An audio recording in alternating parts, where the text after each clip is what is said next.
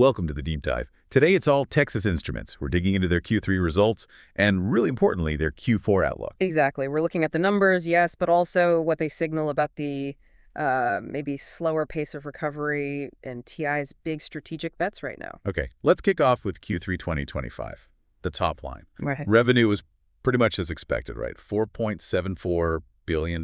That's right. $4.74 billion. That's up 7% from Q2 and 14% from last year. So growth is there. 14% year over year sounds pretty solid. It does, but the context management gave is key. They're saying, look, the semi-recovery is happening, but it's just slower. Yeah. Slower than usual cycle. Slower, okay. And they're linking that to the broader economy. Yeah, basically macroeconomic uncertainty making customers a bit hesitant. It's not a snapback recovery, more of a gradual climb. Got it. So more of a slow burn. Let's drill down then. Where did that Q3 growth actually come from? Which parts of the business were firing? Well, the big engines were still strong. Analog revenue grew 16% year over year. Embedded processing was up 9%. But the real standout growth, the velocity, was in communications equipment. How much? Up 45% year over year. Massive. And enterprise systems, also very strong, up 35%. Wow. 45% in comms equipment. That suggests some specific areas are really hot, maybe less tied to the general macro mood. Exactly. We'll touch on that later. It ties into data centers. But looking at the other big ones, industrial grew about 25% year over year. Still good, but maybe not accelerating sequentially as much. Right. Sequentially, it was just low single digits. So solid, but maybe leveling off a bit after Q2.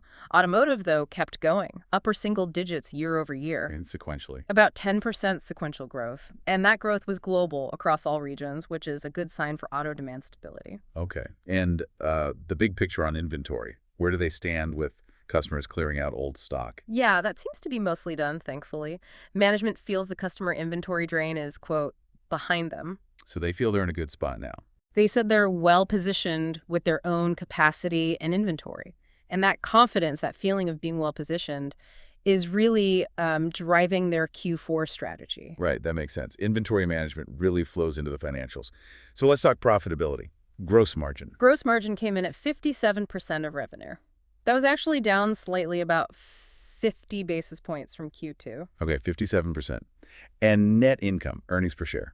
Net income was $1.36 billion, which translated to 1.48 EPS. $1.48. Now, hang on, wasn't that a bit below what they initially guided for? It was, yeah. It was 10 cents lower. And it's important to understand why. Okay, what drove that 10-cent miss? Well, the main thing, about 8 cents of it, was restructuring charges. So not really a demand issue, more of a planned strategic cost. Restructuring, so deliberate cuts to improve efficiency long-term. What are they actually, cutting or changing? Well, primarily it's about manufacturing. They're moving ahead with closing their last two older 150-millimeter fabs. Ah, okay. Doubling down on the newer 300-millimeter strategy. Exactly. They actually started the final wafer runs at those old sites this month. It's a big step. So taking the hit now for savings later. But you mentioned the cost reduction is gradual through the first half of 2026. Why so slow if they're closing them now? Well, shutting down a fab isn't instant, right? You've got equipment decommissioning, handling remaining inventory, severance costs, write-downs. Right, it's a complex process. Exactly. So the full cost benefit, the real savings from not running those older lines, won't really hit the bottom line until mid-2026. They're also consolidating some smaller R&D sites, again, focusing capital where it delivers most. It really speaks to that long-term discipline TI is known for. You see it in the cuts, but also in how they handle their cash. How did cash flow look? Yeah, this is where their long-term owner focus really shows. Trailing 12-month cash flow from operations was strong, $6.9 billion. And free cash flow, that's their key metric. It is. And it jumped significantly, $2.4 billion over the last 12 months. That's up a huge 65% from the prior year. 65% increase in free cash flow. Wow. So what are they doing with all that cash? Returning it to shareholders like they always promise. $6.6 billion returned over the past year through dividends and buybacks. And they bumped the dividend again, didn't they? They did. A 4% increase. And that marks 22 consecutive years of dividend hikes. 22 years.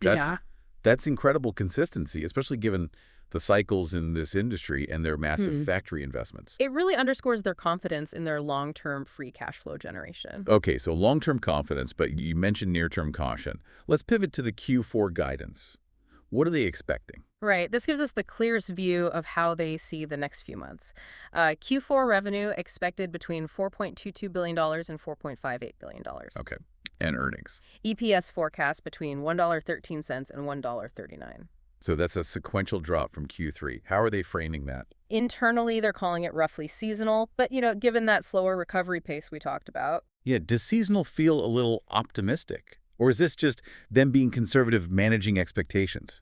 I think it's partly the market, but it's also significantly driven by a deliberate choice they're making. A deliberate choice. What do you mean? Because their inventory is now stable, around $4.8 billion, a level they seem okay with, they're actively choosing to slow down production into Q4. Ah, so they're lowering factory utilization, reducing the loadings. Exactly. They stepped it down a bit in Q3, and they're lowering it further in Q4. This is the big strategic lever they're pulling right now. Okay, but intentionally running expensive factories at lower rates, that hurts margins, doesn't it? Oh, absolutely. It's a direct hit to gross margin. When utilization drops, those huge fixed costs, depreciation, equipment, staff, get spread over fewer units. So they're taking a margin hit on purpose. Why? To keep inventory flat or maybe even slightly down. They absolutely do not want inventory building up again if the market stays moderate. So prioritizing the balance sheet over maximizing Q4 profits. That's the trade-off. That's why gross margins are expected to drop into the mid-50s range for Q4. They're taking the pain now to avoid a potential inventory glut later. It's disciplined, if painful. Learn from past cycles, maybe. Any other guidance notes? Taxes. Yeah. Tax rate assumption for Q4 is about 13%. Yeah. And they expect 2026 to be around 13% to 14%, reflecting some new U.S. tax rules. Okay. And this whole moderate pace, the utilization cuts, does it affect their big long-term spending plans, their CapEx? It does seem to be. They have that huge $20 to $26 billion CapEx framework for 2020 to 2026. It's for all the new 300-millimeter fabs. They specifically said now that, given the current environment, they're more likely to end up at the lower end of that range. So they're flexing the build-out speed based on demand reality. Makes sense. Okay, so overall picture is moderate, cautious. But didn't you mention earlier those explosive growth numbers in communications and enterprise? What's driving that? Right. Let's pull on that thread. It's really the data center story, that communications equipment strength.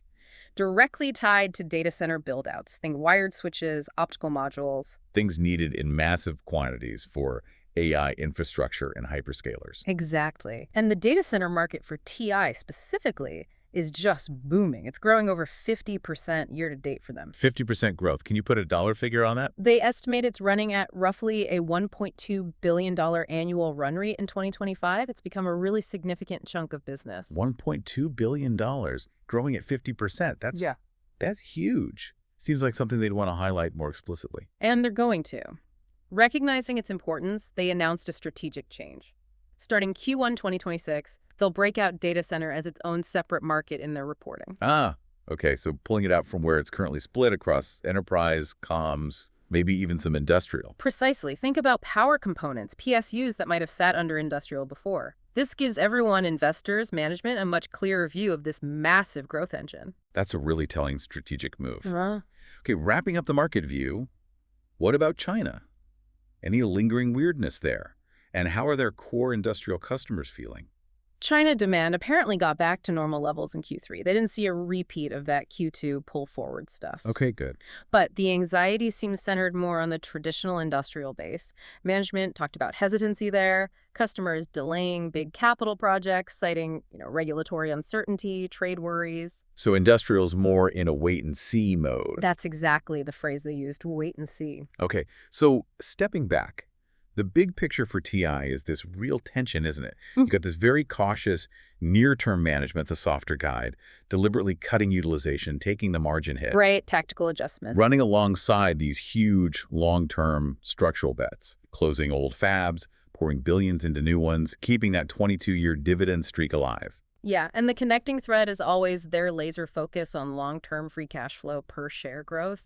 They see these Q4 utilization cuts not as weakness, but as necessary discipline, protecting that ultimate goal. It's an expensive move now, but they believe it sets them up better for the eventual sustained recovery. Which does leave a really interesting question for you, the listener, to think about.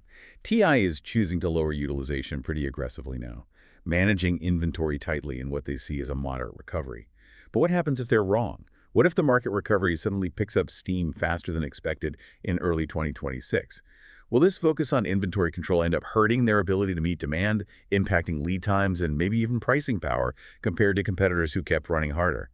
Are they optimizing the balance sheet at the expense of potential upside capture? Something to definitely keep an eye on.